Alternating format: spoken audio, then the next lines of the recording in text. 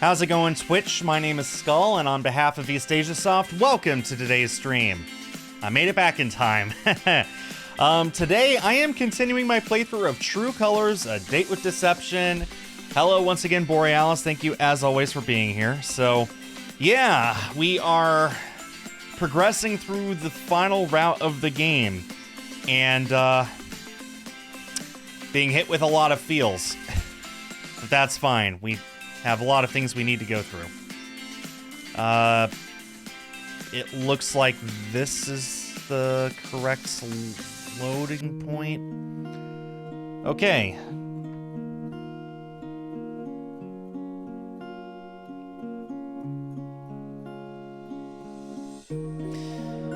Thursday. No, today's Sunday. Time for therapy. I'm still not entirely comfortable during these sessions, but at least I know the score now, so it's not terrifying or unfamiliar. Hi, Andrea. Oh, and before you ask, I haven't had any more lovely trips to the floor. Oh yeah, you remember what that medicine did to Idiot Skull last week? We had a huge dizzy spell and needed a lot of water. It's only been a couple of days since I started my antidepressants, but I've started to get used to dealing with the dizziness and dry mouth. The leaflet says that it'll all wear off with time, and luckily no other side effects have popped up yet. Hopefully it stays that way. Alright, Skull. Today I was hoping we could explore some of the feelings you've had about your parents' divorce, since this is what seems to have had the biggest effect on you. It just occurred to me, this is the therapist, not the doctor, so this might be a woman. We'll see. First, I'd like to hear about your home life before the split, if that's okay with you. How would you describe your family life? Were you close with your parents? This subject is strange for me. Sometimes I find myself obsessing over every tiny detail of my childhood, replaying memories over and over. On other days, I feel like I never want to think about it again as long as I live. Today feels a bit like the second one, but I can't exactly shy away from it in this situation. Trying to ignore how on the spot I feel, I start talking. You're gonna uncover big protag lore in this scene.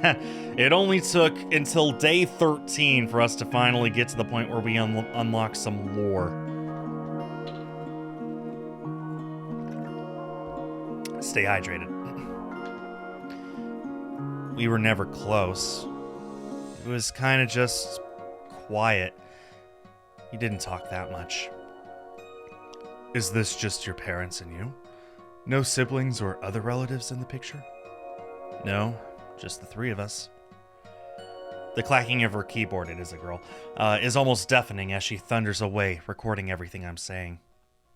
It doesn't help my discomfort, but again, I try to just bear it. So, it was quiet. Did you feel comfortable around your parents? Was there any sense of love, or was it more of an indifferent relationship? Definitely indifferent. Well, that's probably not the right word. I'm not sure how to describe it, but things were always a bit tense.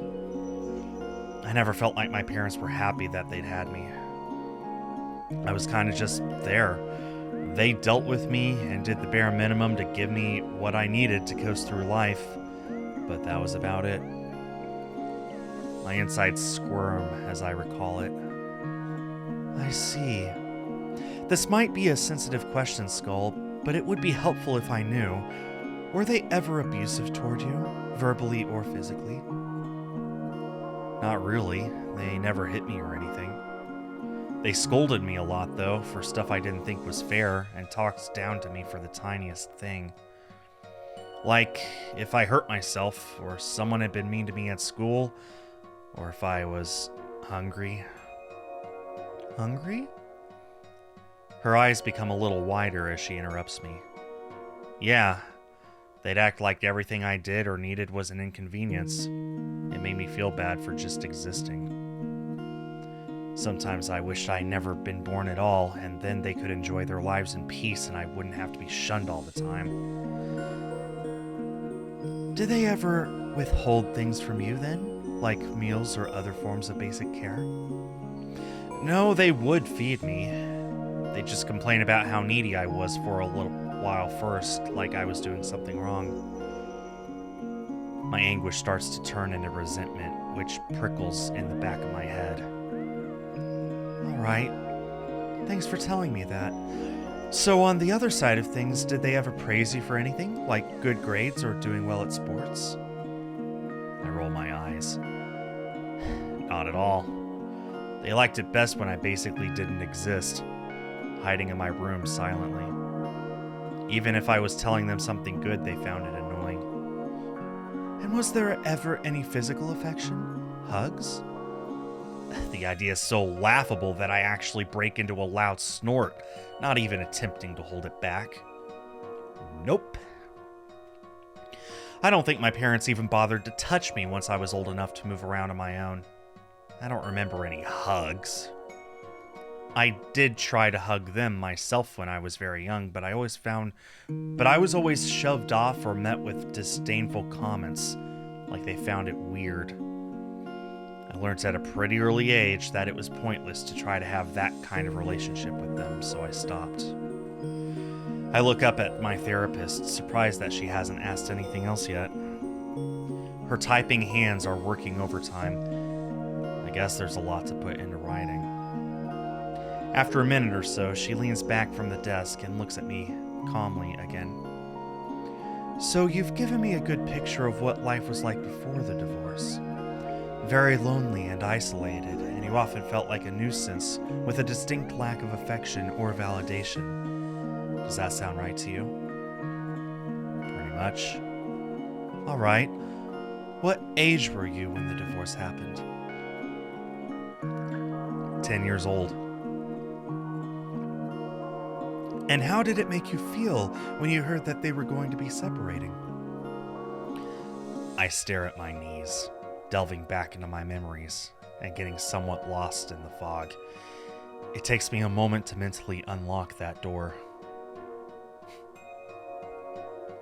Have you seen the idiot things that Idiot Skull has done? The absolute stupid things.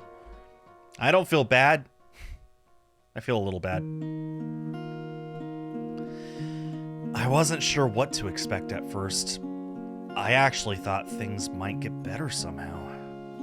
Like, you know how some parents get into huge dramatic custody battles over their kids? Neither of them want to let go. They want to be the one in the right with the other parent on the outside. You wanted your parents to fight over you? I shake my head. Not fights. I just thought that one of them would choose to have me, and then maybe it'd make things less complicated with only two of us at home. There might not be as much stress, and whichever parent I was left with would be nicer to me. I can almost see what I'm about to say next forming in my therapist's eyes, as though she's already guessed it. I'm assuming that didn't happen as you'd hoped.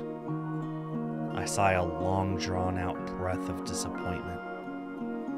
Nowhere near. It actually got worse. It seemed like neither parent wanted anything to do with me. They were practically begging each other to take me, and it led to some big arguments. A custody battle to see who could get as far away from the child as possible. The opposite of what you're supposed to do. Which parent did you end up with once the divorce was finalized? I don't actually know who got legal custody of me. I was never in the same place for more than a couple of weeks.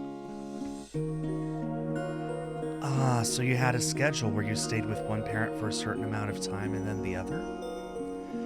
I shake my head again, and my brow creases in a disbelief so old it's starting to feel like exhaustion. No, there was no schedule. They just didn't want me. I'd be with one of them, but after a few days they'd start asking the other one to let me stay with them instead. Of course, they didn't want me around either. So then they'd both yell at each other until someone admitted defeat. I'd either stay put for a few more days until the next fight, or I'd be shipped off to the other parent's house. And it didn't matter which house I stayed at, I was equally despised at both. I'm sorry to hear that, Skull. That must have made your feelings of rejection even worse, right? Bingo. You're not kidding. At least while they were still married, they both just about tolerated me because they felt like they had no choice. We were a family. Once they divorced, it was like they considered themselves free agents who just wanted to live a new life and bury the past like it never happened. Me included. I crossed my arms over my chest, stewing in annoyance. I feel like I'm that 10-year-old kid again, wanting to cry and rage simultaneously. It's so confusing. And did this carry on until you became an adult? I nod, chewing the inside of my cheek in irritation. As soon as I was old enough, I got the hell out of there. Found a place of my own and any job that would have me. Just started living. Have you had any contact with either of your parents since then? I have their numbers and they have mine. We haven't seen each other for God knows how long. I get the odd text, probably a couple times a year, but it's not out of love. More like they're just checking to make sure that I'm still alive. They don't have to do anything about me. Nothing more. My therapist finishes typing and then looks over her notes for a minute or two. I watch as her face circles between looking interested, concerned, sympathetic, and analytic. Then she fixes her gaze at me, and her expression softens. Well, having read all of that back, something's definitely become apparent to me. Feel free to correct me if you think I'm wrong on this. But I believe that having such a distant and strained relationship with your parents to begin with, and then seeing them both attempt to push you out of their lives, caused you to respond in two ways. The first is upset and desperation, if you will. You felt hurt from being rejected and a yearning for your parents to stop being so dismissive and accept you with love and approval. You wanted their affection, yes? I nod slowly, remembering the fragile little kid I once was, crying over how lonely I felt.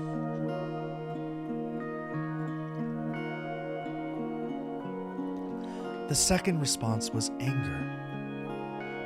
Over time, that vulnerability turned into anger once you realized that you weren't going to get that love from them. You resented them more each time they pushed you away. Does that sound right? Sounds very familiar. I nod again. So what I'm seeing is that those two feelings created a defense mechanism, if you will, a sort of template for how you'd respond to things in the future. Those feelings can become so powerful that they trigger during events that aren't actually that upsetting and cause an overreaction. It's an effect of PTSD, you see. The fear of suffering again is so strong that you respond to every tiny thing with that unnecessary defense mechanism. It is intense, isn't it? Therapy's like that sometimes. You also have BPD, Skull, so there are other elements at play here. However, something else is very clear to me. I find myself gulping in trepidation at what she might say next. That alone was a lot. Evening, Dim. How are you doing? I'm back in time. I got back on time. I think that one main factor came from all of this, and it's caused you to act the way you have done since leaving your parents' guardianship. I meet her eyes, having no clue what that factor is. What do you think you felt a distinct lack of, Skull, when you were a child? What did you wish you had deep down when everything was going wrong and causing you distress? An unlucky day, My day was really lucky. I didn't sleep through my alarm and traffic was great. 10-hour car ride flew by before I knew it. What I lacked: love, comfort, respect. Those are the things that immediately ping into my mind, but somehow I don't think that's what she's getting at. I contemplate it for a minute, not really getting anywhere. Thankfully, she puts an end to my mental strain, leaning forward and speaking with significance in her voice. Control, Skull. When you were young, you felt like you had no control over anything whatsoever, did you? I feel my lips part as her words sink in. I don't respond, so she continues. You wanted things so desperately, but there was nothing you could do about them. You couldn't make your parents love you, whether through your own love or through force. You couldn't make the hurt stop, no matter how much you wanted to. You felt completely helpless. That's... oh my God. I want to cry a waterfall. She hit the nail on the head. That desperate need to be in control of something for once, it totally warped your perception on how to treat people and how to act in relationships. This makes so much sense. Absolutely.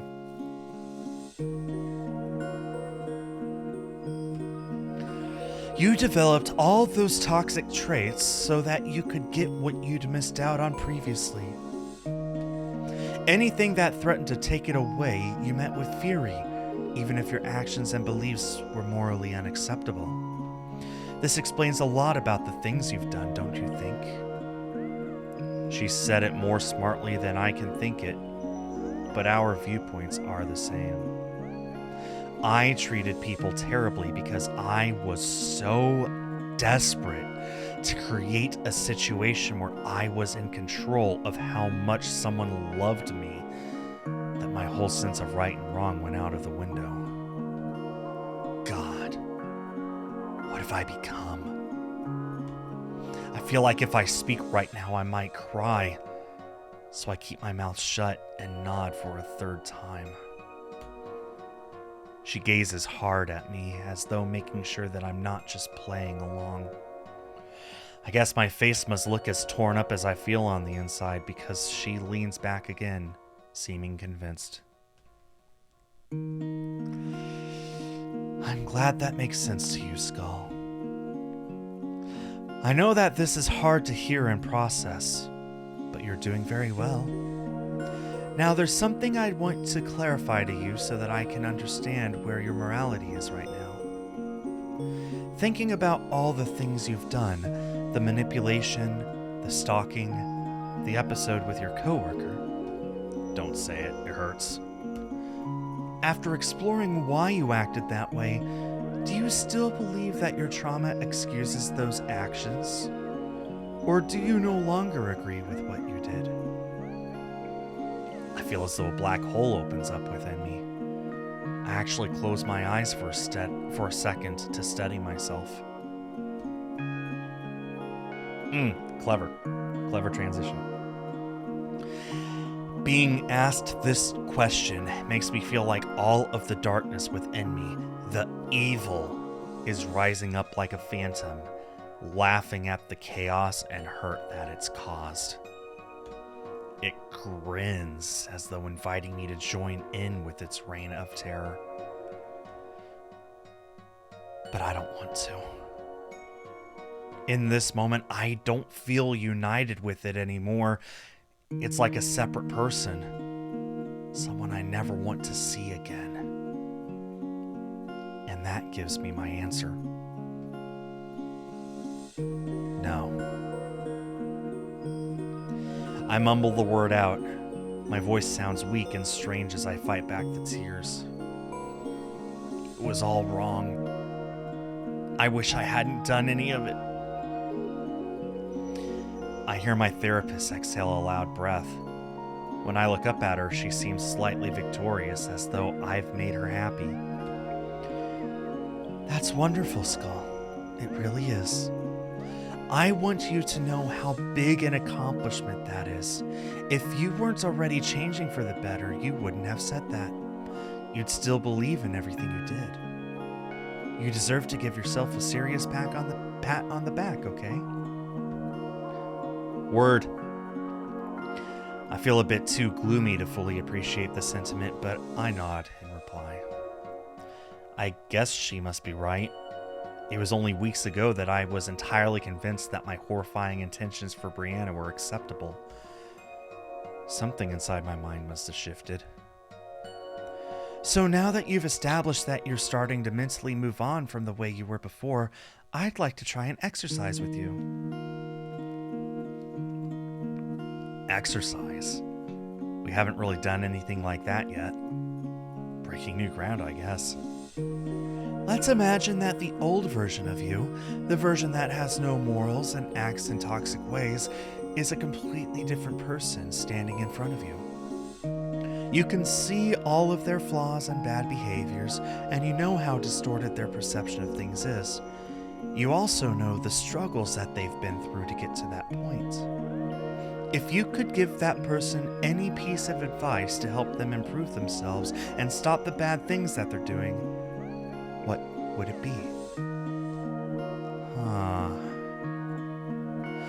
Well, imagining them as a separate person isn't too hard, actually. I basically did that a minute ago.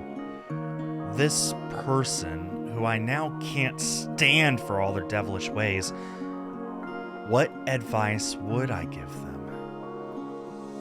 I struggle to come up with something at first, and it must be obvious because my therapist crosses her legs and reclines patiently. This is a exercise you did yourself. This is an interesting exercise. There's always the hypothetical question: if you could go back in time and tell your previous younger self anything, what would it be? But this is separate from that. This isn't you talking to yourself. This is you talking to a complete stranger, or the idea of a complete stranger, somebody who isn't you but has all of these traits that you want to disassociate from. So this is a completely different question you're asking. Anything at all? It's hard to not just spew a load of hate toward this evil entity, but I focus my mind and try to think helpfully. It's been through the same neglect as I have. I suppose it needs to learn how to, well, I'm not sure. Yeah, saw this coming. I'm going under the assumption that it doesn't matter what I pick here, that doesn't affect the route.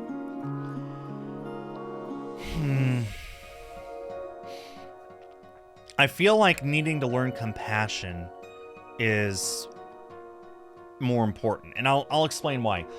Learning restraint, tell them that they need to learn restraint probably isn't going to help much, because they would just fight against that. Trying to learn compassion, I think, is something that might resonate with that person, because that person isn't thinking compassionately, they're thinking selfishly. They need to show compassion to their fellow human and to themselves. And I think that would go a lot farther to help that person.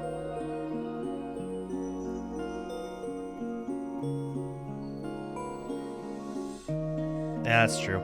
I still disagree. I still don't think that trying to learn restraint would help at all. Like, I don't know, it gives off the same energy as somebody's yelling and you tell them to calm down.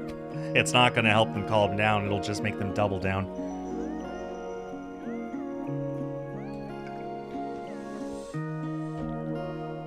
And that one?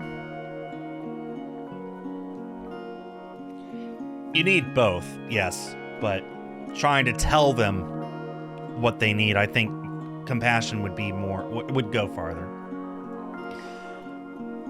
I feel like they should be able to empathize with people more. I think they should be more compassionate toward other people.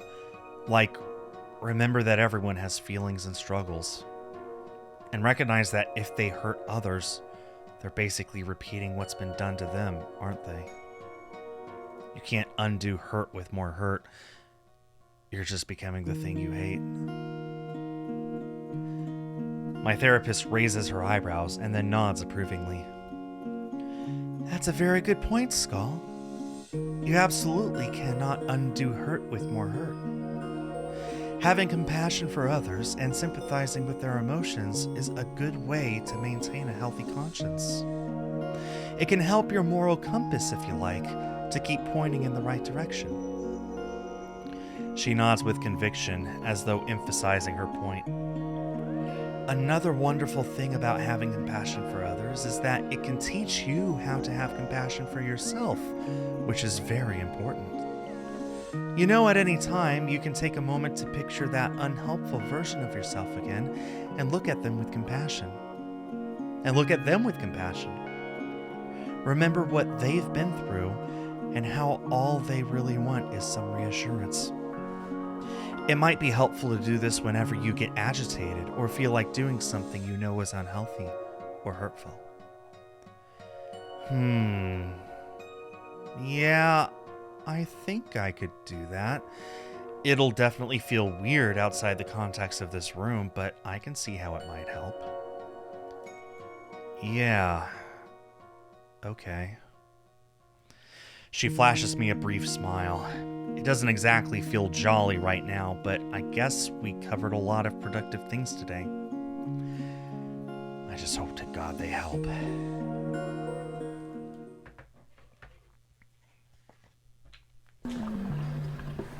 No! We've been dodging the diner this whole route.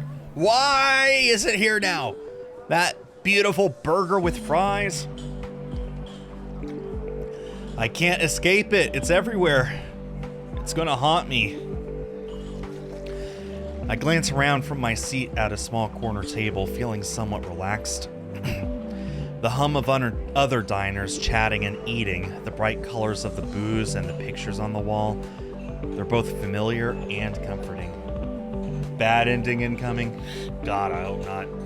I've been dodging everything up until now, Dim. I refuse to end it now just because of a burger and fries. I've been coming to this cafe for lunch pretty often since I started working at the office. It's only a couple of blocks away, and the food's always good. Are we going to see Brianna? Are we going to see Brianna? I don't mind eating alone, really. I'm used to doing most things by myself. Taking another bite of my burrito. Burrito. I watch through the window as a mother practically wrestles her son playfully away from a stand selling cotton candy. Bingo card for these. Aussie Boss Burger and Fries. Ash, my beloved. Although I am very quickly gravitating more towards Brianna, honestly. Route's not over yet, but I think I might like her route the most. I might like her the most as a character, honestly. The kid giggles, his chubby cheeks blushing. It makes me chuckle too. In fact, I'm so distracted by the scene that I don't notice the person trying to get my attention at first. It's only when I realize that someone's leaning slightly into my field of vision that I look up. Brianna, my beloved. Huh? Brianna! Sorry, What's up? She smiles, but it's a bit wooden, as though she's forcing it slightly. Hey, Skull. I don't usually come out for lunch, but, I thought since we're both here, I might sit with you for a bit, if you don't mind. Mind? I love it! Not at all! Go ahead. I gesture to the empty chair opposite me. She takes it, placing her coffee and sandwich down. I wonder what brought on this pleasant surprise.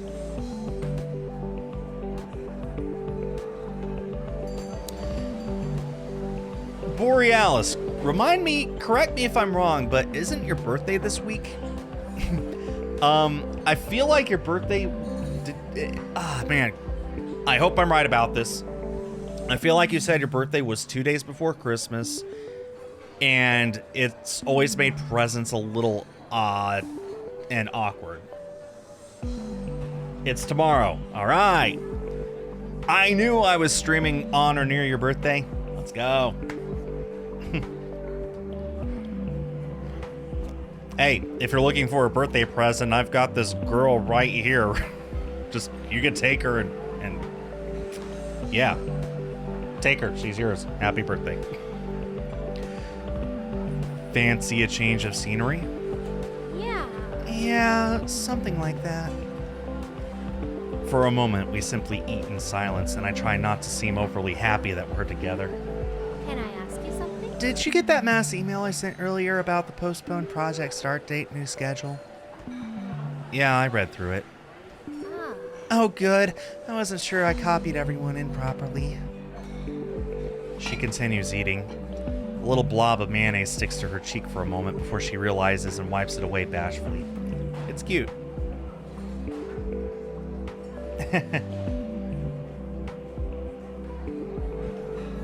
Perfect.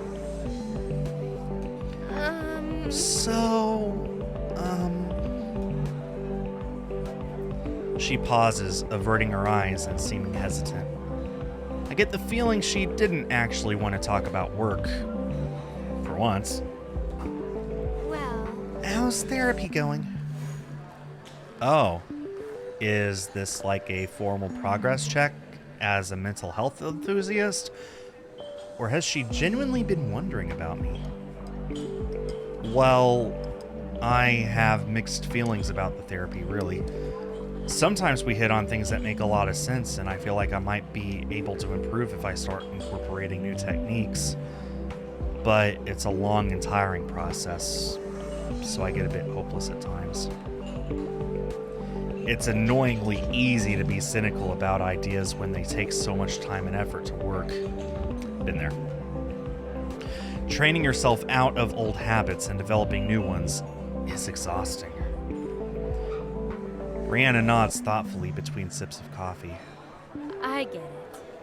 I totally get it. It's like demolishing a bridge and building a new one out of nothing but matchsticks. Feels like you'll never get there. I sigh in agreement and nod back. That futility feels way too relatable. Actually, But if you keep going, no matter how many times you feel like you mess up, you'll make progress in the end. Yeah, that's what they tell me. The matchsticks will turn out stronger than bricks the more I put them down, or something like that. I snigger at my own words. I'm no good at all the metaphors that Brianna and my therapist like to use. Ah, little smile. Small victories, I take it! A tiny huff of amusement escapes Brianna, too. right? Exactly. The matchsticks work. I promise. Our eyes meet properly for the first time since she sat down. I enjoy the contact until she looks down at her food again. By the way, And the medication? Any side effects? Oh, yeah. You could say that. I was so dizzy and thirsty for the first week or so. I thought I'd drink the city's water supply dry and have to relocate my work computer to the floor to get anything done. She manages another small laugh. yeah? It's so bad, isn't it? But you're getting over it now? Yeah, just about. I can handle it. That's good. That's good. Do you think they're helping your issues at all? It's hard to say. I'm really not sure. It's almost exactly like the therapy. Some days I think it must be doing some good, and then on others, I feel like it makes no difference whatsoever. It's probably too early to judge properly yet. Yeah, you're probably right. It can take months for a medication to start taking its full effect, and sometimes that particular pill just isn't right for you, so you have to try a different one.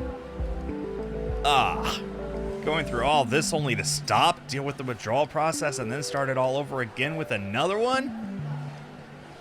I'd rather not. I think Brianna notices the shadow that darkens my expression because she lowers her sandwich and looks at me more seriously. Hey, Don't get too discouraged, Skull. You're honestly doing really well. I know how hard it all is since I've done it myself.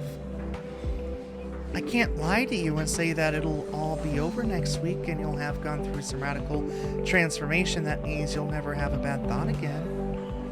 But real improvement is possible, and you seem to be working toward it well. So don't put yourself down. Man, that was actually really good encouragement. My chest fizzles with rekindled affection for her. She's always so kind, even now. She is a treasure! I have known Brianna for all of 5 minutes, which in reality is more like 5 months, but if anything were to happen to her, I would kill everyone in this room and then myself.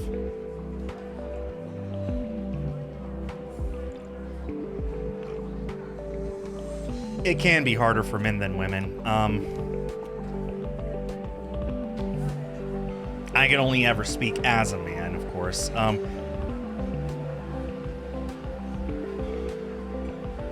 I don't really know what I want to say right now. I don't really feel like there's anything I can say.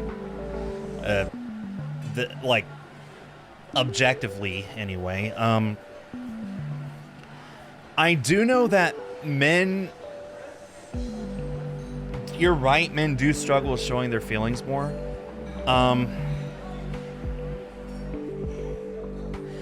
I feel like men struggle with feeling validated more. It feels like recently I've been seeing more and more posts on social media from men who have just come out and said, like, they never receive any words of affirmation. Like, nobody walks up to a guy and says, "Hey, I love your haircut." That just never happens. Like, men very rarely get random compliments. Almost always, if they get one, it is, it's someone returning a compliment that they gave first, or it's somebody fishing for a return compliment of their own, or it's like from a family member or someone who's expected to give compliments, that kind of thing. Nobody just walks up to a guy on the street and says, like, "I love your hair," or "Yeah, beautiful eyes," or something like that. That's not something that happens to guys.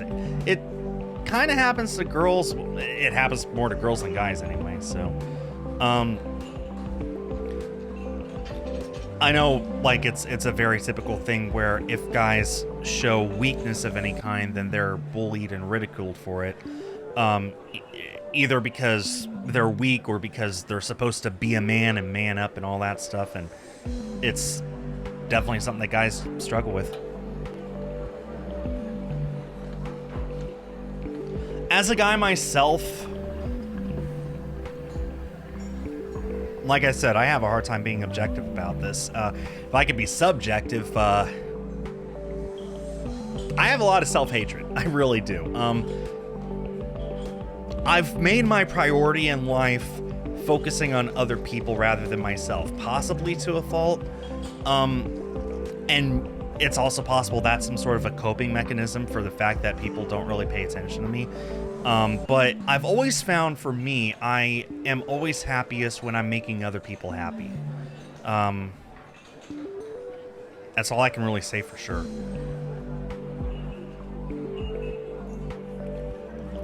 Also that, yeah. Like, you go up to tell a girl, "Hey, I love your hair." "I have a boyfriend." You know, junk like that. Anyway, we don't need to go down that rabbit hole. Just saying, yep, we all have struggles with this kind of thing. My chest fizzles with a rekindled affection for her. I know I'm rereading this, but she's always so kind even now. Just, yes, she is. Look at her. You could give her 2 big white wings and call her an angel and I'd believe you. Sometimes I feel like I only ever make any progress because you're constantly pushing me forward, Brianna. Not because of my own strength. It's true. Brianna says these supportive things on the community we share too. To everyone, of course, but I'm included. It makes me wonder how much of what I'm doing is down to me alone, or if the majority of it is actually just from her babying me through it. I think this is the only time I'm ever going to say this in my life, but I think Idiot Skull needs to give himself a little bit of grace here. A little bit of credit where credit is due. Brianna may have helped him get into the first meeting, but Idiot Skull has been going to every meeting since then, all on his own without her being there. In fact, she made it very clear she will never be there for those meetings, and yet he's still going to them. He's taking those pills every single day of his own accord, with a little bit of encouragement from the online community, but he has to be the one who does it, and he is, even though it's not really having an effect that he can feel, but he's still doing it anyway because essentially it's the right thing to do. So I think Idiot Skull needs to give himself credit where credit is due. There's more to it than Brianna. I think that there is some strength in him that he just doesn't realize yet.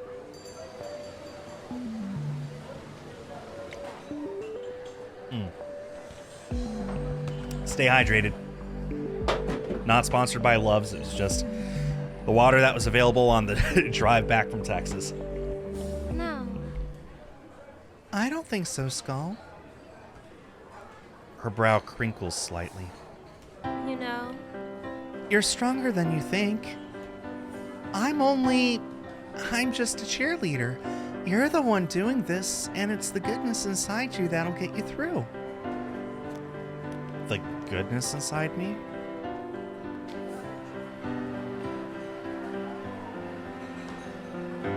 My therapist has been trying to get me back in touch with that goodness, and I do see it in flashes between my hopeless moments.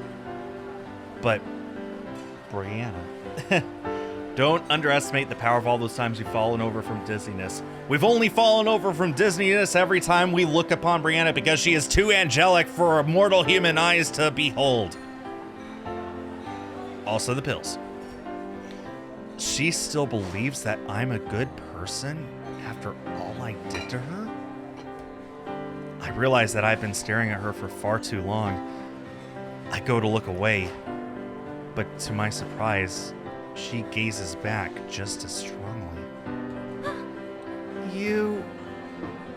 She cuts herself off, seeming like she's battling internally with something. Then she pushes her half-eaten meal away slightly, clasping her hands tightly against the table and looking at me almost emotionally. you're really great. You deserve this, you know? You deserve happiness. Don't ever forget that. The two of us simply gaze at each other for a minute, and I feel like my eyes must be swimming with just as many feelings as hers are. Nope, that's the pills. Okay. This is not puppy love. This is a side effect of the pills. It's a dizzy spell. Lie down on that couch and recover. I don't know what this heartfelt gesture means for Brianna. Whether she's just invested in my journey from a mental health standpoint, or whether it suggests that she still holds romantic feelings for me deep down. I know that I won't get the answer to that right now, though, so I don't bother thinking about it. I just hold on to this intense yet heartwarming moment as much as I can. You're amazing, Brianna. She almost doesn't react at first, but then her face brightens up to a small but authentic smile, and I feel all the darkness around me illuminate with light. Don't give up. Her smile widens just a little. Then she picks her sandwich back up, taking a bite and looking out of the window. I guess she's had enough of the intensity, and I understand. We return to our pointless work banter while we finish our lunches, and then head back to the office, where we won't interact much for the rest of the day. I don't mind this time, though. The moment we've shared just now is precious enough to me that I think I'll be able to smile for the rest of the day. I think that's a small victory. Yeah. It's the drugs, Brianna. The drugs are making me fall head over heels for you. Anyway, I think whether he realizes or not, I think that was a small victory as well. Just simply being content with a small gesture of kindness from Brianna and not wanting to obsess over it. Like, her saying you're doing great and praising him and encouraging him and going the whole rest of the day, and that's enough to make him happy. That in itself is a huge improvement that should not go unnoticed or unpraised. Like, probably didn't even think about it twice, just straight up happy the rest of the day, and that's that. Why shouldn't he be? That's a huge difference from what he was a few weeks ago, where when he was away from Brianna, he was obsessing over her, thinking about her, conspiring to do things to her. Like every minute they were apart, it wasn't like a puppy dog love. It was an obsessive, controlling sort of a behavior. And now, thanks to this therapy, thanks to the pills, and thanks to just all the improvement, even kind of awkward but still okay lunch get together was enough to make him happy. Even like the thought flashing through his head of does she still have feelings for me or not? I don't know, but I'm glad that we had this talk, and because we have this talk, today's a good day. Like, that is such a healthy improvement, and that's such a healthier mindset than he was just, a few weeks ago. Definitely been humbled, yes. I've got so much respect for Brianna. All that she's been through in her own journey and with her journey with this idiot, and yet still being able to come and sit down and have a sandwich and say you're doing great. Like, oh, I love her. Possibly literally. I'm a married man. Anyway, yeah, I think I like Brianna more than Ash. Ash was interesting and way more forgiving than I could ever be. But there's something different about Brianna. Like, maybe it's because she's more qualified to actually work through all of this PTSD and all this mental illness and stuff. Or maybe I'm just a sucker for people with tragic backstories. I don't know. But Brianna's definitely different from Ash. And I need to make this clear. I liked Malik's route. That was probably the most realistic of all of these, if I'm being honest. If somebody did that to me, I'd probably react exactly the same as Malik did. Avoid them at work, interact with them as necessary, like, hope that they change, but not expecting them to. I am as close to Malik as... I'm way closer to Malik than I am to these two, but... Ash was interesting because... like, that was more of a hands-on experience of Ash trying to work with Skull to get past it. But this one is... there's just something special about this, and I have a hard time putting it into words right now. I feel like, well, this one being more real one. I guess the Ash one could work just as well, but there's something about this that sets it apart. And I'm willing to bet that it's Brianna herself. Just the fact that she, in some ways, has been through exactly what the protagonist has been through herself. She never hurt anyone, but she's had at this point in her life where she was in a dark place and thought that she can never escape it, and then work through it. And now that she's been there, she can help idiots work through it as well. Like, she's rooting for him, she's encouraging him, keeping a healthy distance, but just so encouraging and so kind. I think it's her kindness. It is definitely her kindness that sets this apart. Ash was great, but that was more of a let's see what happens sort of a thing. Like, Idiot Skull, I think that we can get through this, but we're going to have to work hard to make it happen. Brianna is like just so kind about it and so encouraging. I don't know what better word to describe her than she's an angel. That's not a... That can be dangerous to assign that to somebody, because then when they have faults, and I bet you Brianna would be the first to say that she does, when their faults show, it can hurt the image of them. But man, she is she's just what Skull needed right now. Let's put it that way. Idiot Skull. I love a good Saturday. No work, no stress. Sleep in! I never do much other than gaming and watching TV on the weekends, but it's my routine and a fun way to decompress from the office by myself.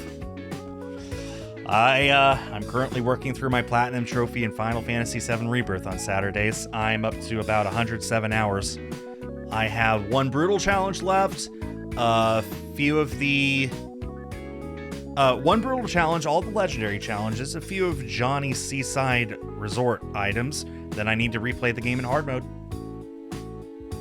My best guess is I'll be done in about 75 hours.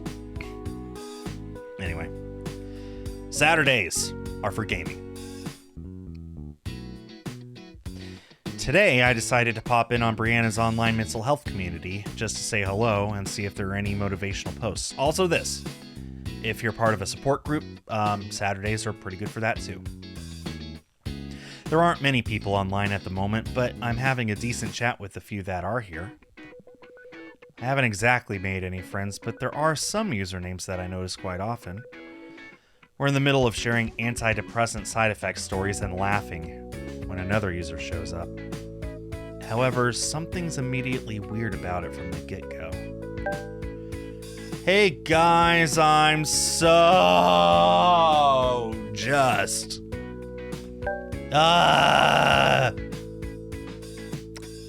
Been there. What was that? Today's no good, man. So paranoid. Don't know what to do. Oh, damn. Looks like they're having a bad day. This happens a lot here, and everyone tends to rally around whoever's upset to make them feel better. That's exactly what happens this time, and others start flooding the chat with sympathetic messages, and I add one of my own. However, it doesn't seem to help. No, you don't get it. I have BPD, remember? It's like a different person's in my brain right now, man. Lay off the crack, man. I don't know who I am, and I want to break something or someone. Like to feel some power. That's a horribly familiar feeling. I remember this person introducing themselves the day I joined the server. I felt somewhat relieved that there was someone else with BPD around, as I wasn't alone in my struggles. I also felt strangely scared, and I couldn't figure out why. Maybe this is it. Seeing someone else have a breakdown similar to the ones I have is a pretty unnerving thought. It certainly isn't nice now that it's come true. The other members try to console the person, but it's no use. Most of them confess to not knowing what they're going through, considering none of them have BPD. Bipolar disorder, for any newcomers.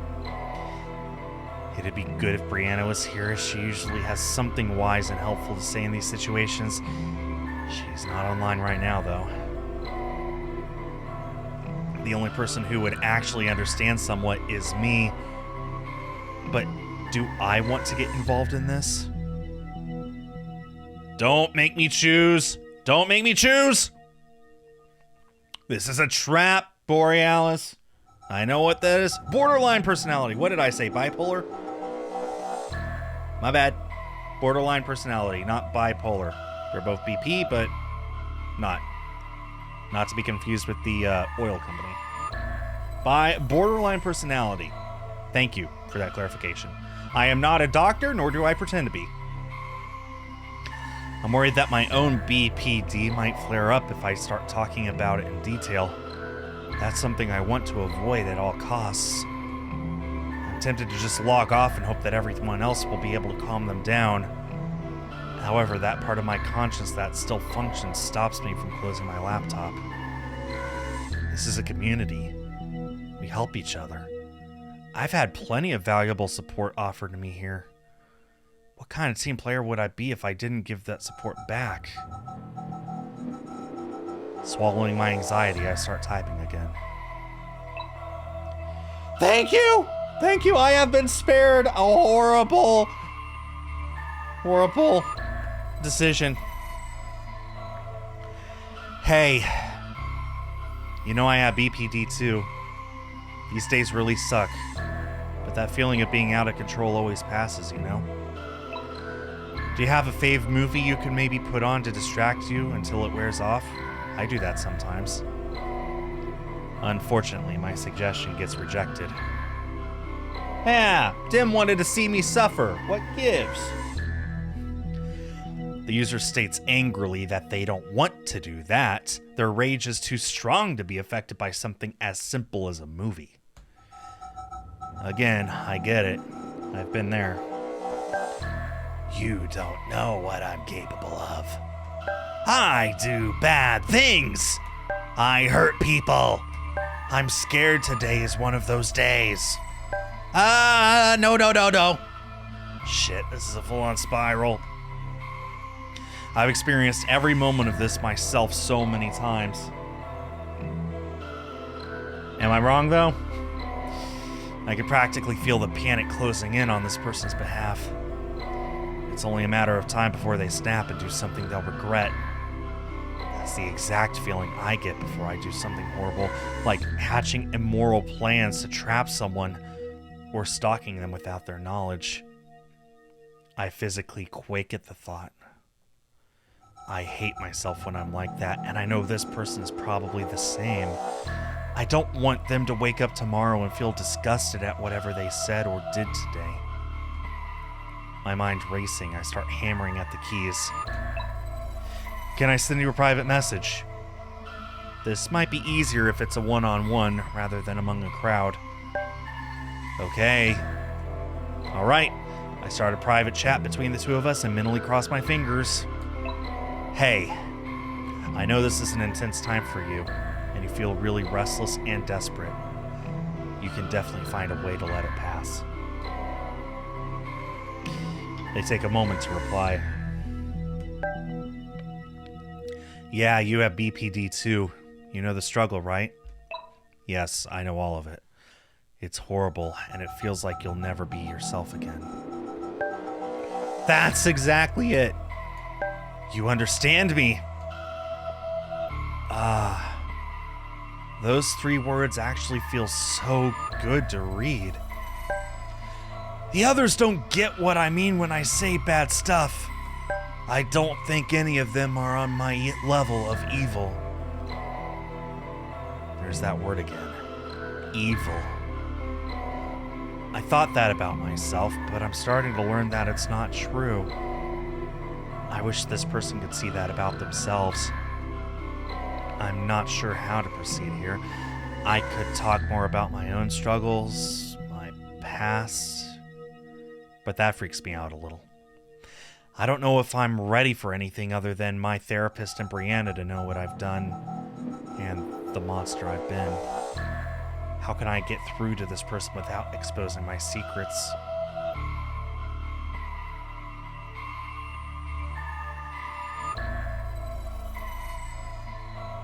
Does this choice matter?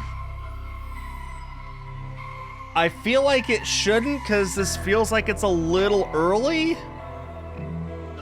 Does this choice matter?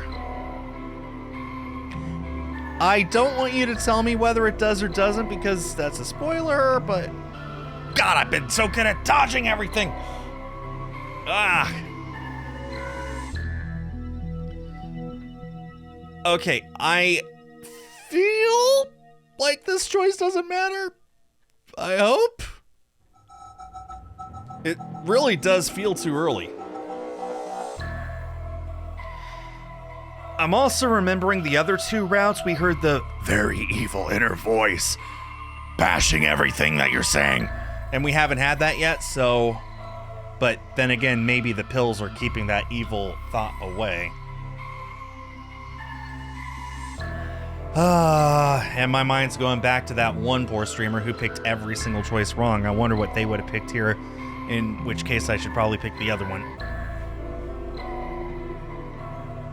Oh yeah, it's after midnight Dim Lord's time, so happy birthday, Borealis. Early birthday. Oh, come on. Well, at least we're talking to them. Okay. If anything else, we are in conversation with this person, and we're going to tell them something. Telling them something is better than walking away and hoping that they just figure it out for themselves. So that's good. That is very good. Which takes a lot of the stress away, except for the fact that this might decide the route. Ugh.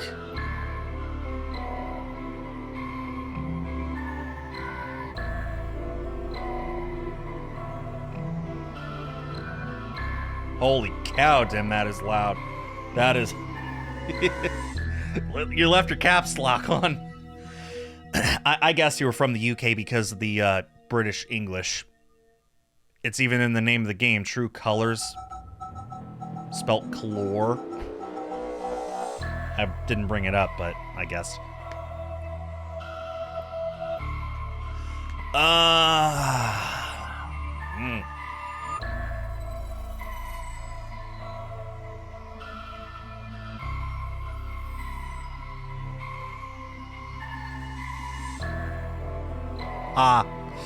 Okay, I'm going with the top option and I'll tell you why.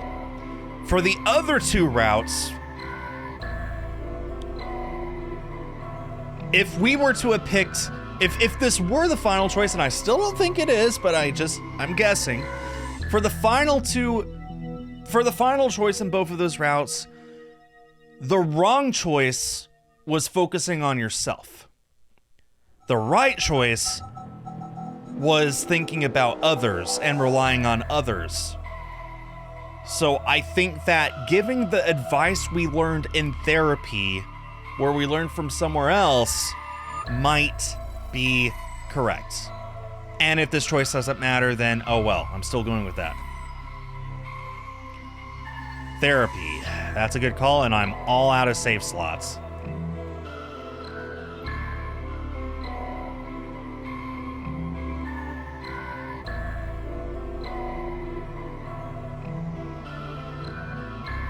Oh, good. This didn't matter. The only thing with this choice is that one option's a shorter scene and the other has a really heartwarming scene.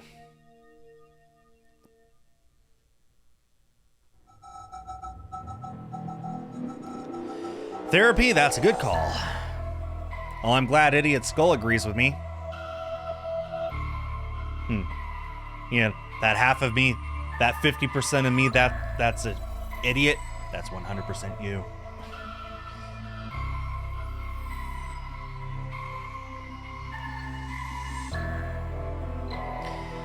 Anyway, we made our choice. Therapy, that's a good call.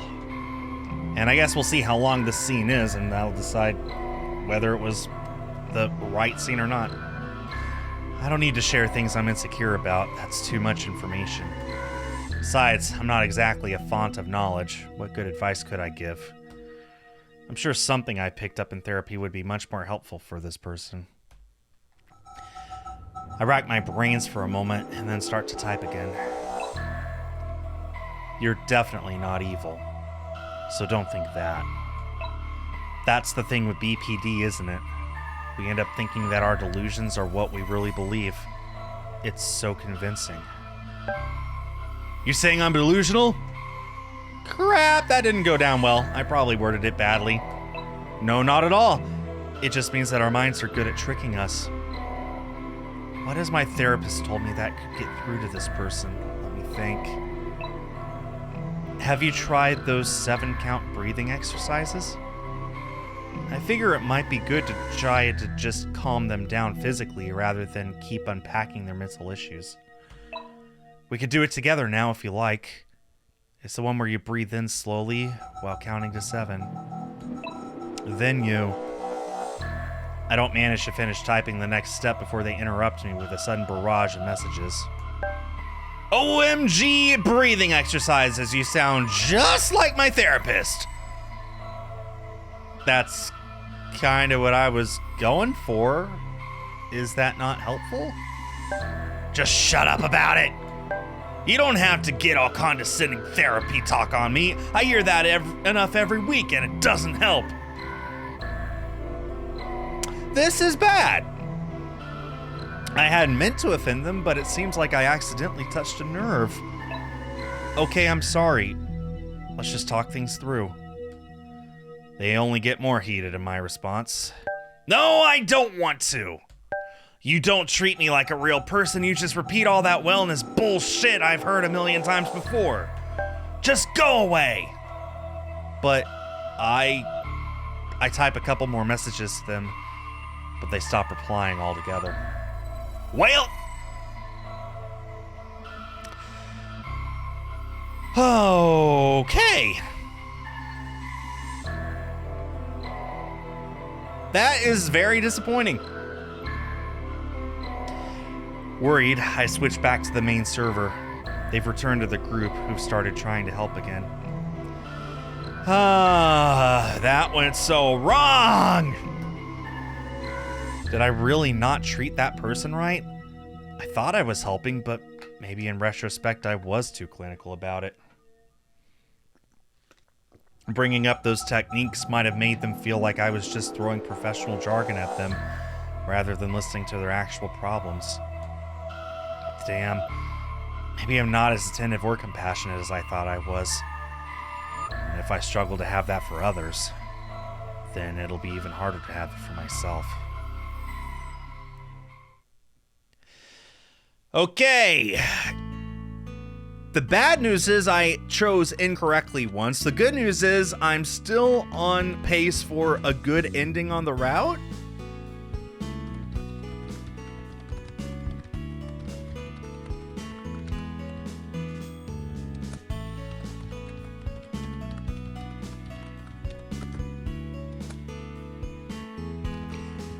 You know what?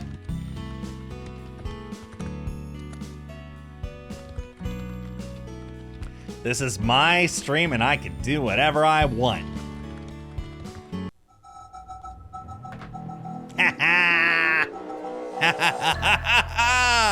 I am truly evil. You know, there might not be a way to do that after all. This isn't cheating. It didn't affect the route at all. I just wanted to see the other scene, that's all.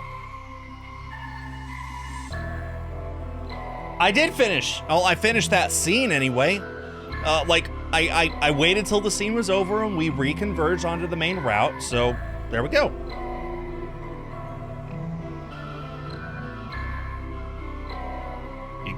I did, right? Like, I actually did finish the scene. Right? I finished the scene. Wouldn't it only help them to hear about my toxic behavior and how I'm trying to overcome it? Talk about toxic behavior. I just loaded a save and chose the other thing. Well, at the very least, this gives us a look at what it looks like to choose a different scene that doesn't affect the ending. This is my first time trying that in this game. All my other ones, I stuck with it till the end. This one, I actually chose a different one just to see an alternate scene. So there. If my misdeeds are worse than theirs, and they probably are, let's be real, they might not feel as bad about themselves. I take a deep breath, psyching myself up to display my vulnerability. Come on, Skull. You can do this.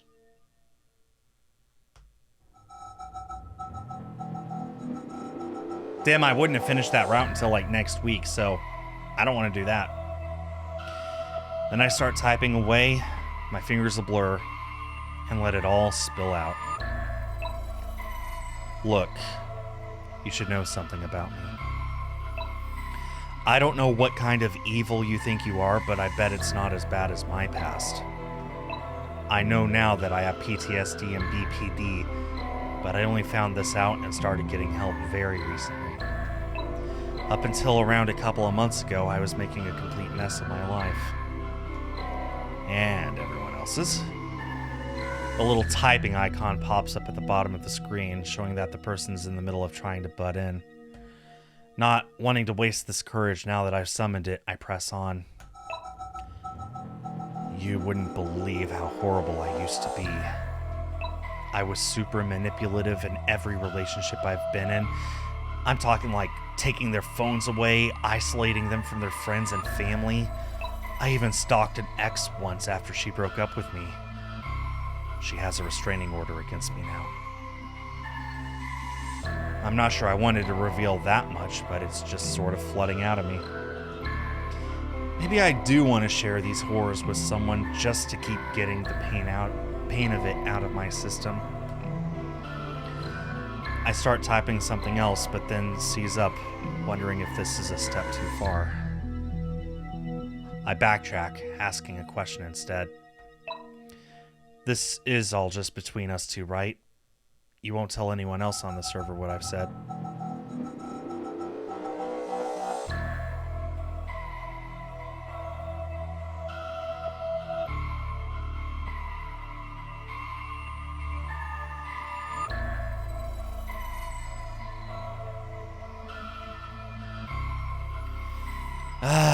I hate this childlike feeling of terror. I curl my hands into fists as I wait tensely for a response. Yeah, don't worry, I won't say anything. I continue to stand by my belief that this is not cheating. This does not affect the route. I just wanted to see the other scene. So there. It's my stream, I can do what I want. Okay, good. I retyped what I deleted, finishing what I was about to say. Thanks. So yeah, that's what I was like. But it's not like that's ancient history. The worst thing I ever did was super recent. I'm really gonna say this, aren't I? Breathe, Skull. We'll sum it up briefly. We won't mention Brianna. It's going to help this person. I don't know why I was misreading that. I thought it said it's gonna to. Anyway, it's going to help this person. It'll be all right. I trapped someone with the intention of holding them hostage. I wasn't going to hurt them, but that's how desperate and insane I was. I wanted to keep them forever so they wouldn't abandon me.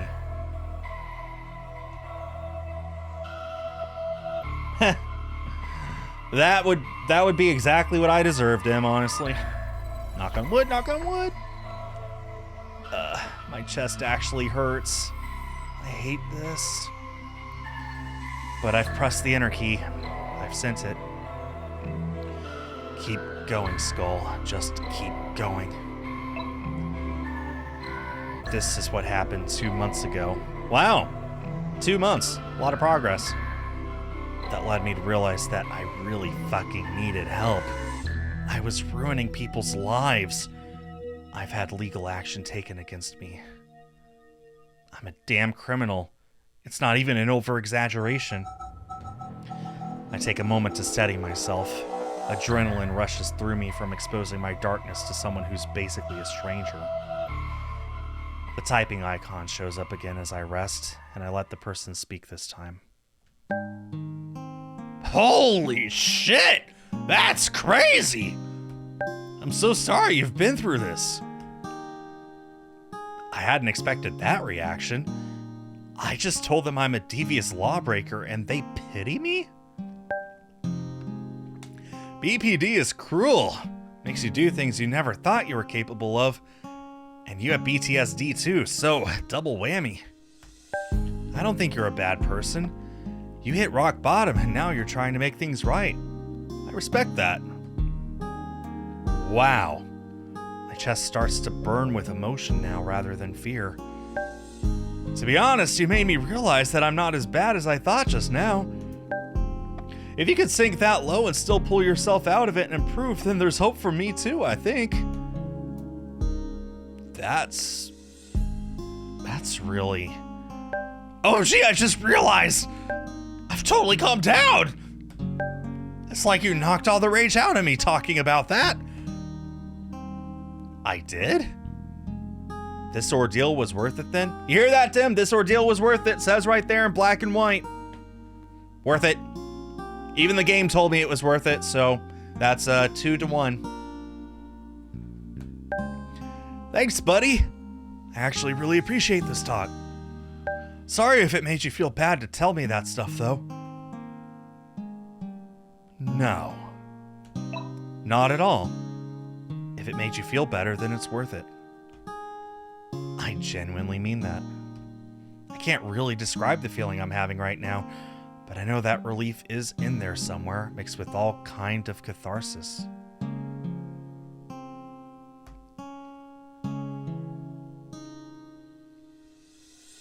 But I didn't get a bad ending, so it doesn't count. I got a bad ending with Ash, I got a bad ending with Malik, I did not get a bad ending with Brianna. Doesn't count. It doesn't count if I don't get a trophy for it. I didn't cheat. This is exactly as the game developer programmed it. The game developer is in here right now if you want confirmation. I think this conversation might have done me good too. Besides, one other small reason, you do see I'm out of save options, right? This frees up one in case I get another split that doesn't affect the ending.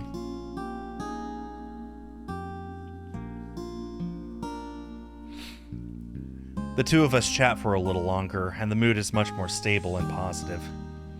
We thank each other, almost laughing at how intense the pair of us can get, but ultimately glad that we're both striving for better days. It's quite touching, actually. When they log off, I end up sitting there doing nothing but replaying everything through my mind for a bit. That was really scary and upsetting, and yet I feel quite good about it all now. I daydream about it for a while, then a new message notification pings, and I snap back into the present moment again. I half expected it to be the same person, so I'm surprised when I see that it's Brianna. I guess she might have just gotten online. Skull, that person you were just talking to earlier, sent me a message to tell me how helpful you were when they were having a meltdown. They didn't share many details, but from what they said, I feel like you must have told them stories from your past, right? Stuff that you told me about that night? You guys know nothing? You didn't see anything? I am faultless. My hands are clean. I just want you to know that I really admire that. It was hard enough for you to tell me and your therapist about these incidents, never mind a randomer on the internet. I also didn't expect you to get this involved on the server, so honestly, just thank you, and well done for being so open. We're all grateful for you being here. I think I read the messages about 4 times over. My smile widens with each repetition.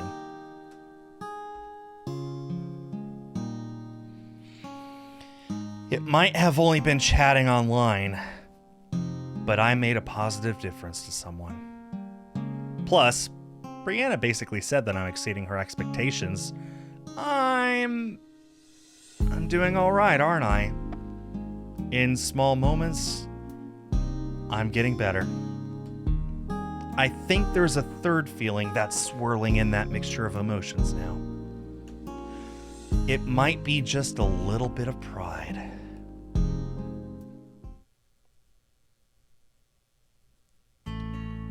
Look at that, we picked it right first try. You guys can't prove otherwise. Add the formula, type in the amount. Ah, good. The spreadsheet's working as it should.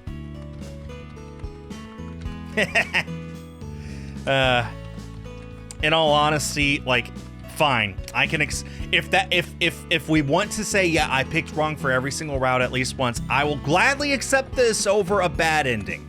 I will gladly dodge every bad ending if it means having to pick one optional choice incorrectly. Fine. So be it. Yeah, and it leads to the same scene. From here on out, nothing changes anyway. I checked the whole thing over once more before saving and uploading it. Just finished the spreadsheet for last week's figures. It's on the group drive now for anyone that needs it. I'm met with a collective hum of gratitude from the room, and Sean throws me a thumbs up. Right, what next? I stroll across the office to the whiteboard on the back wall, crossing off the spreadsheet from the to-do list. Then I scan the rest of it for another task. Before I could choose something, my attention is drawn away by another voice. Can I ask you something? Can I just tell you guys something if I'm not interrupting too much? Brianna hovers near the middle of the room, glancing around at everyone hopefully. I wonder what this is about. Our co-workers share curious looks, nodding to indicate that they don't mind. Thanks. I'm curious actually now, Borealis, that streamer who got every choice wrong, does that include the optional choices, like that one? Like literally everything, even the ones that had no effect on the outcome, did he choose those wrong too? Because, like, he needs to buy a lottery ticket. His luck is so bad, it's good. It's actually hilarious. That would be so funny. Alright, this isn't work related, so I'll keep it brief. I don't think I mentioned it to all of you, but I do charity work for a mental health community. Not as many optional ones, but the ending ones. Her eyes flick over to me for a second, and then she continues addressing the room. You know, We're putting on an event at the weekend to raise awareness and hopefully some amazing money for charity that'll do a lot of good. Oh? She fills us in on a few details. The more I hear, the more my jaw starts to hang open. It sounds a lot like the event I took her to on our date. Has she come up with the idea herself? don't worry. No pressure, of course, but if it's something you'd like to check out, then you're all welcome. She flits around the room from desk to desk, handing out flyers for the event and answering questions. I follow her with my eyes, growing more intrigued by the second. I'm surprised I haven't caught wind of this earlier on the online community. I guess I don't pay the best attention sometimes, though, and I don't go on every day. I might have missed an announcement. I have a million questions, but I hold them back for now. I'm sure there'll be a good opportunity. I sit back down at my desk, making a mental note of what tasks I'll start once this is over. Brianna makes her way around everyone else and then comes over to me last with a slightly wooden smile. Our interactions still have an awkward air to them. Hey, Hey, Skull. Did you want one? She offers me a flyer, and I take it. Looks homemade, but it's quite good. Was this your idea? She nods, seeming somewhat proud. yeah. Yeah, I've read about these types of events before, and after seeing the one we went to... She pauses, and I know the exact part of the night that she's trying not to think about. I just really... I felt quite inspired. I asked the senior members of the community if they'd consider doing something like that, and they were a lot more enthusiastic than I expected. I didn't think we'd put anything on so soon, but everyone just had great ideas. Then we started talking to a local charity about collaborating, and it all sort of fell into place. I'm really excited for it. Nope, that video doesn't exist. You can't click on it. You can't watch it. It's impossible. What are you talking about, Tim? You're imagining things.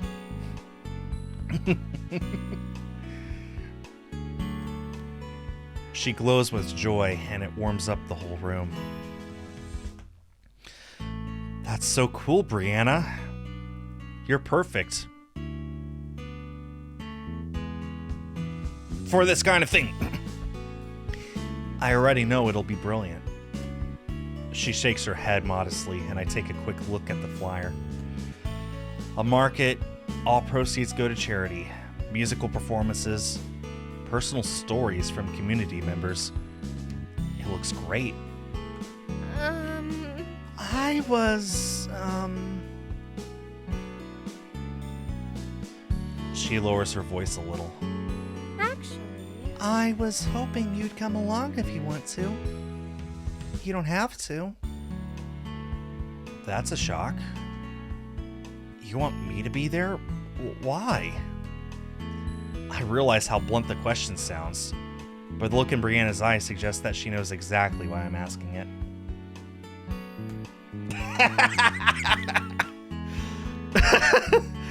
That would be hilarious, honestly. I automatically assume that I'm the last person she'd want to see anywhere. Well, you are a member of our community, but more than that, I just think you've been working really hard with your mental health. She lowers her voice again to make sure that only we can hear her.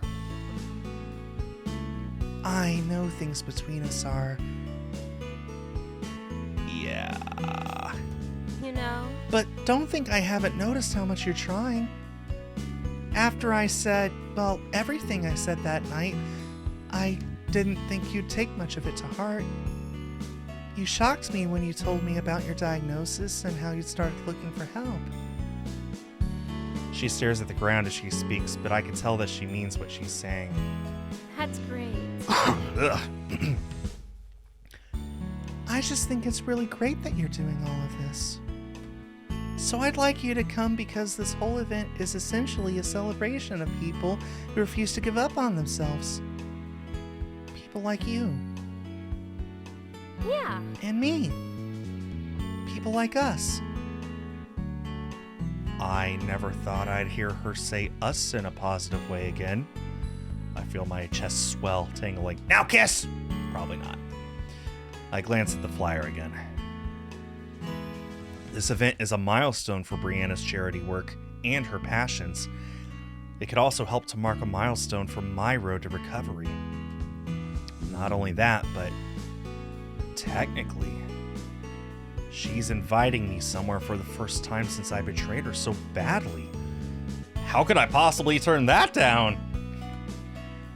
I'm really flattered that you'd ask, Brianna. I'll definitely be there. That's good. Oh, that's great. I'm glad you're coming. I'm glad you're coming. Those words are music to my ears. Can I ask you something? If it's not too much. Sure, what is it? Well, I didn't know if you might want to join in.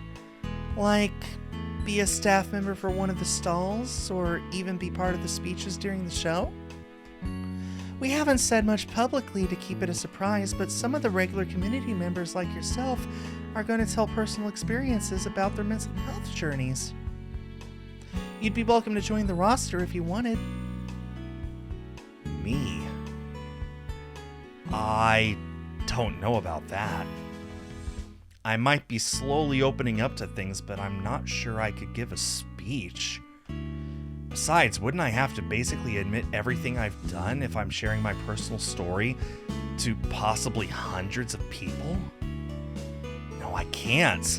I don't think I'd even like to man one of the stalls. I'd rather just show up as a bystander and enjoy everything from a distance. Coward. I think Brianna can read the reluctance on my face. it's okay. Hey, don't worry. I only asked just in case. Yeah, I think it might be a bit too much for me. Sorry. No. No, it's okay.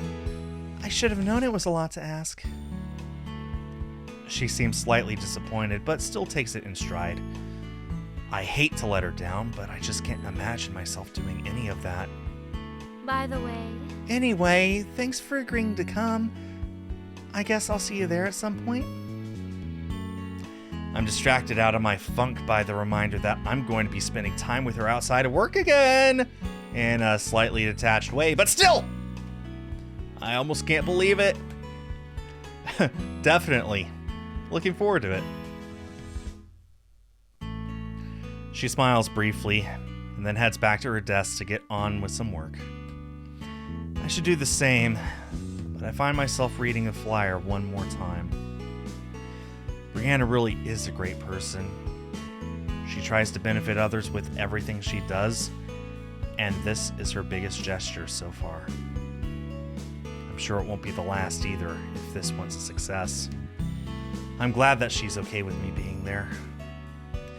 I feel a slight pang of guilt for not agreeing to be part of the team, but the more I try to picture it, the more I feel like I've made the right choice. I don't think I'm a public speaker, but I can still support Brianna's cause from the sidelines, and that's exactly what I'm going to do.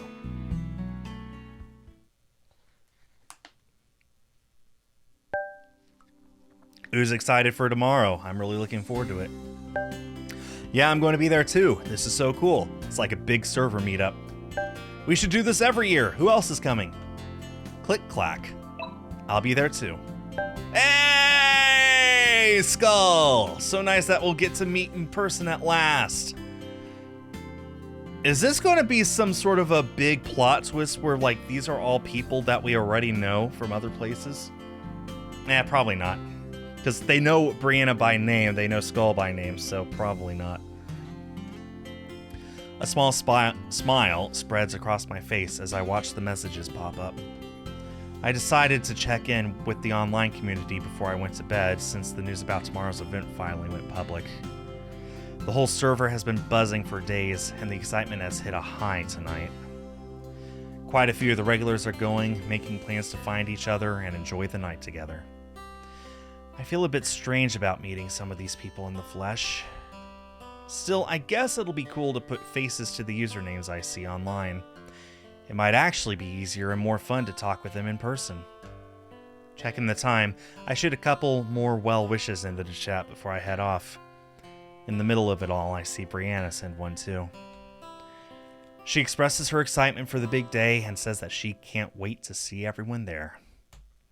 Her tone is professional as always, but the way she ends it playfully with an emoji is cute.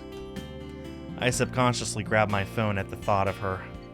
Figuring that I could probably make this casual enough, I send her a text. Hey Brianna, everyone's pumped for tomorrow. I know I'll probably see you there, but I just wanted to say good luck. I know you'll be great. I hope that wasn't too much. Oh, that was a fast reply.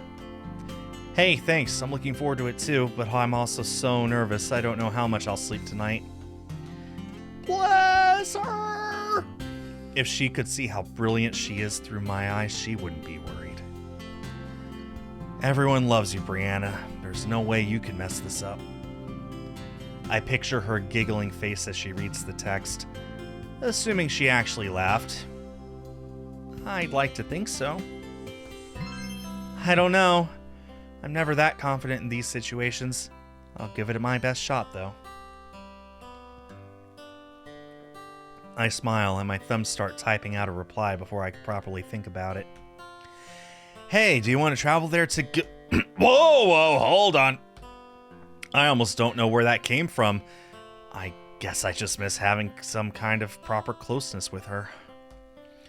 A big part of me automatically thinks that inviting her to do anything at all with me is a silly idea considering our distance now. Although, she did eat lunch with me at the cafe not too long ago, and she specifically asked me to come to the event tomorrow. That's right, she invited me. Maybe spending time together isn't completely off the cards after all, as long as I angle it right and keep it brief. I delete my message and reword it. If you like, I can meet you at the station tomorrow and walk there with you. I don't have to, but if you need some moral support, you know I'm always around. Sent. I'm not sure if that was a good move, but I'm committed now.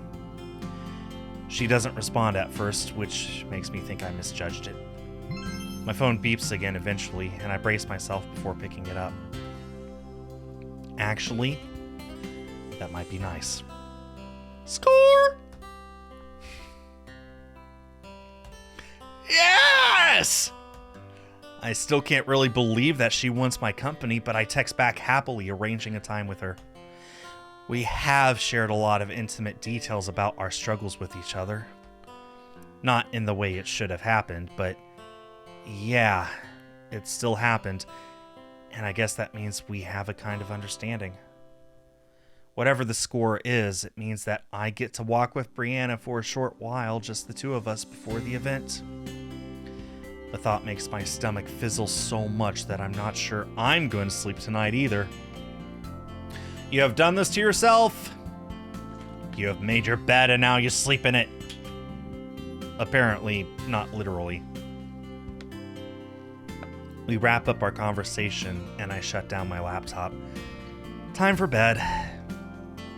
I sit there for just a moment longer, picturing what it'll be like to spend time with Brianna again.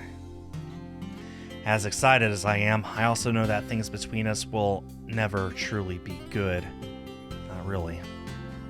It's not the relationship I wanted, but it's still worth something, right? I guess I should just be grateful for any tiny fleeting moment I get to share with her. I sigh, standing up and shaking my head as if to shrug off the sadness that's threatening to creep in. Let's not focus on the negative.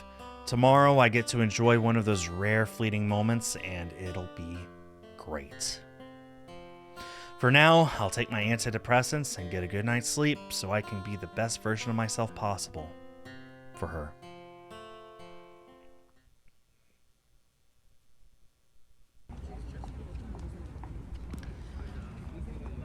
I am going to call this a little bit early.